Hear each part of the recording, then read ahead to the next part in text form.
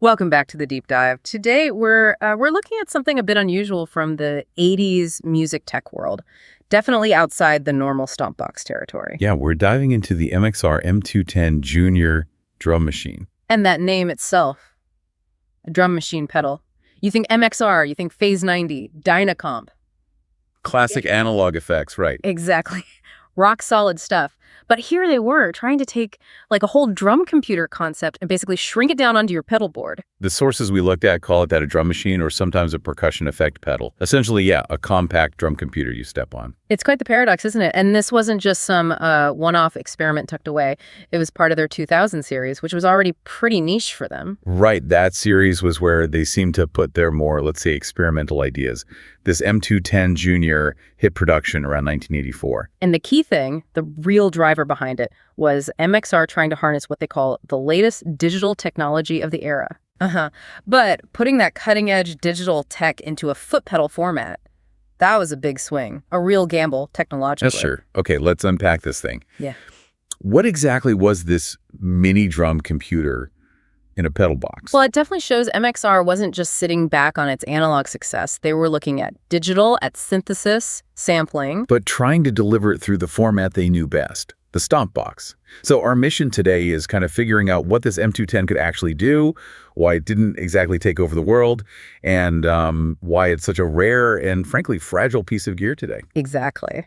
Let's start with just pinning down its identity. Most sources formally call it the M210 Junior drum machine. Though you do see other names pop up. Percussion computer sounds a bit more sophisticated, maybe. Yeah, or my personal favorite, just noisemaker. Tells you something about how some people might have viewed it. Right.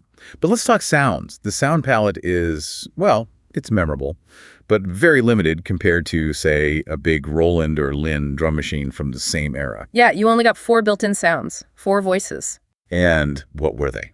We're talking pretty core stuff, mostly. You had a shaker sound, a hand clap, a bass drum, and then the star of the show, really. The laser. Damage to the laser. Oh, absolutely. Described in the sources as an electronic synthetic effect, it's so perfectly 80s. It really is. You've got this basic rhythm section, bass, clap, shaker, and then pew-pew. This futuristic laser sound right in your beat. It wasn't subtle, was it? It's like they were leaning into the digitalness, the synthetic quality. Totally embracing that aesthetic. So, okay, sounds aside, how did it function? It was meant for playing live, presumably. Yeah, definitely. You had adjustable tempo controls, so you could sync up the patterns, the cycles it played. Standard drum machine stuff, okay. But it also had a feature that was actually quite clever for integrating it into a rig back then. What's fascinating here is the connectivity, right, for its size. Our sources highlight the trigger input. Exactly.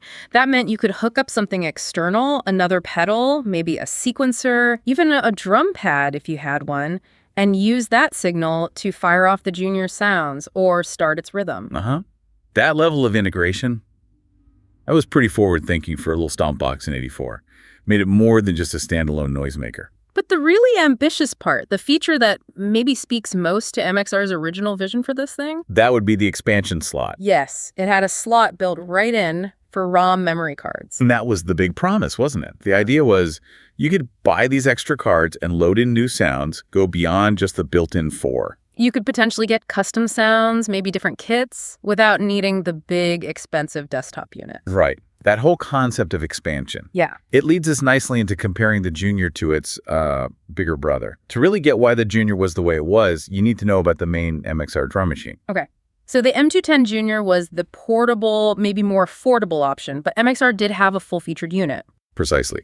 If we connect this to the bigger picture, there was the MXR drum computer, a proper rack or desktop unit. It was already out, reviewed in '83. That was the main event. And the Junior was like the spin-off, the travel version. Kind of, yeah. The distilled essence, maybe, but the difference in capability was huge. We said the Junior had 4 sounds. What did the big drum computer offer? 12.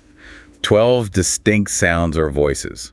Much more comprehensive. Okay, what kind of sounds are we talking? Well, you had your bass drum and snare, naturally, but also a separate rim shot snare sound, high, mid, and low toms, both open and close hi-hats, a crash cymbal. So a full kit, basically. Pretty much. Plus claps, and even utility sounds like something called block and a bell. You could build much more complex and realistic sounding rhythms. That's a massive difference. 3 times the sounds. So was the Junior just cheaper? Is that why it existed, or did the tech just not fit? We had to think about the cost of digital tech back then. 1984, memory chips, sampling ICs, that stuff was expensive. The full drum computer was powerful, but it wasn't cheap. Right. So the Junior looks like an attempt to bring some of that digital rhythm capability down to a price point and a size that maybe a guitarist could justify adding to their board. Democratizing digital drums, sort of? Kind of, yeah. Putting a taste of it within reach. But that meant compromises. And the biggest compromise must have been the programming, right? The big unit sounds like a serious composition tool. Absolutely. The full drum computer let you program complex rhythmic patterns. Sources say up to 99 beats long. Wow. And then you could chain those patterns together to create full songs, storing up to 100 patterns within one song structure. That's proper sequencing. The Junior couldn't do anything like that, could it? No way. It was more about simple repeating cycles you could sync to a tempo. That complex programming needed processing power and memory that just wasn't feasible, financially or physically, in that little pedal format. Even the build quality and connections reflected that split, didn't they? The big one was built for studio work. Oh. Yeah. Built like a tank and designed for recording. Think about the outputs. It had individual outputs for every single voice. So you could send the kick to one channel on the mixing desk, the snare to another? Exactly. EQ them separately, compress them, pan them. All the standard studio techniques, that's professional level control. You'd never get that on a stomp box. No, back then, no. Plus, the big unit had external storage using what they called tape dump. Tape dump? How did that work? You'd basically record a special audio signal onto a regular cassette tape. That signal contained all your programmed pattern and song data. Okay. Then, to load it back in, you'd play the tape back into the drum computer. Sounds clunky now, maybe. A little bit. But it was vital for saving your work back then, Yeah. external memory. The M210 Junior just couldn't incorporate any of that. It was the core concept, basic digital rhythm, trigger input stripped down and squeezed into a pedal. Convenience over complexity. So the bet was musicians might sacrifice depth for portability and that specific digital sound, plus the ability to trigger it live. Pretty much. It was aimed at performers, not studio producers. Okay, let's jump forward 40 years later. This is where it gets really interesting, because that unique 1984 design has directly led to why it's such a headache today. The M210 Junior is super rare. Incredibly scarce. You hardly ever see them come up for sale on places like Reverb or whatever.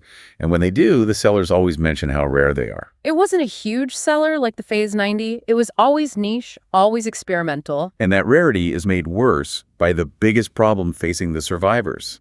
Those ROM cards we mentioned. Right, the whole expansion idea depended on getting extra ROM cards for more sounds. Yeah, well, good luck finding those now.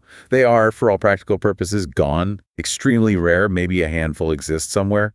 But most surviving units just have an empty slot. Wow, so that initial promise of expandability, it's just a historical footnote now. The pedal is stuck with just those 4 built-in sounds from 1984. Permanently. And that flows right into the next problem, trying to keep these things working. Maintenance. Because it's not just simple analog components inside. Exactly. It's got this digital hybrid nature, as the sources put it. There's ROM chips. There's probably some early sampling logic, trigger circuitry. It's way harder to fix than, say, an old fuzz pedal. You're dealing with proprietary digital parts from the mid-'80s, stuff that hasn't been made in decades. You can't just pop down to the electronics store for a replacement if the main chip dies. You're completely out of luck. If the core digital stuff fails, that's usually it. And because it was always this niche pedal drum machine thing... Fewer techs ever really learned how to fix them. Exactly. There isn't that deep pool of knowledge or spare parts that exists for more common vintage gear. It was a gamble on 80s digital tech that, in terms of long-term repairability, just didn't pay off. So what does this all mean?